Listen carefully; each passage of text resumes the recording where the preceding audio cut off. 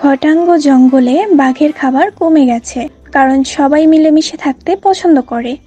এমন পরিস্থিতিতে বাঘ দিশেহারা হয়ে গেছে। না খেয়ে খেয়ে শরীরের হাড় বেরিয়ে গেছে। তাই বাঘ শিয়ালকে ডেকে পাঠায় পরামর্শের জন্য। শিয়াল ছিল বড্ড পাজি আর বুদ্ধিমান। বাঘ মামা, আপনি কি আমাকে ডেকেছেন? হ্যাঁ ভাগ্নে, তোর সাথে কিছু পরামর্শ ছিল। কি পরামর্শ মামা? এই জঙ্গলে তো আমার খাবার প্রায় শেষ, কি করা যায় এখন? এ কি বলছেন বাঘ মামা?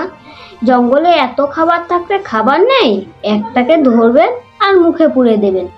আমাদের এই জঙ্গল শান্তিময় জঙ্গল, তুই কি এটা জানিস না? মার্জনা করবেন মামা। তাহলে আপনি এখন কি করতে চাচ্ছেন? কিছু না ভাগ্নে, ভাবছি চাষাবাদ করব, এগুলো বিক্রি করে মাংস কিনে খাবো। মাংস কিনে আনবেন, এটা চলবে? আমি একা একটা মানুষ, দিব্যি চলবে। না না, বাঘকে কিছুতেই এমন করতে দেওয়া যাবে না। তা না হলে আমি চুরি করে মাংস খেতে পারবো না। এমন কিছু করতে হবে যাতে মামা চাষাবাদ না করে। ভাগ্নে কিছু বলো। বুদ্ধিটা ভালোই, কিন্তু আপনি বনের রাজা হয়ে চাষাবাদ করবেন? তাহলে কি চাষ করবেন মামা? ভাবছি তরমুজ চাষ করব, বিদেশি তরমুজ।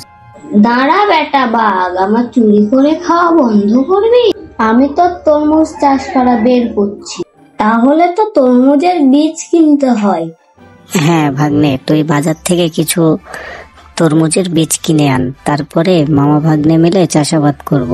কি বলিস ভাগ্নে? হ্যাঁ হ্যাঁ, তাহলে আমি তাই করি। তাহলে তুই ঘর থেকে কিছু টাকা নিয়ে সব জোগাড় কর। বাঘ হয়ে কিনা তরমুজ চাষ খাবে তো একাই, আর সব খাটুনি এসে পড়বে আমার ঘাড়ে। খাওয়ার সময় তো আমার চোখেই পড়ে না। শিয়াল বাঘের চাষের জন্য কিছু তরমুজের বীজ কিনে নেয়। তারপর সেগুলো বাঘের কাছে দিতে চায়।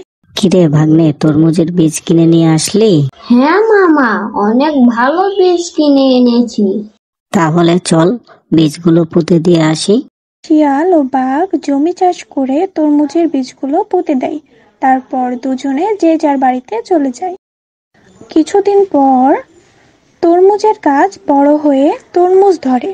তখন শিয়াল তরমুজ চুরি করে বাজারে বিক্রি করতে নিয়ে যায়। বাঘ বাজারের দিকে যাচ্ছিল, হঠাৎ দেখতে পায় শিয়াল তরমুজ বিক্রি করছে। তখন বাঘ শিয়ালের কাছে যায়।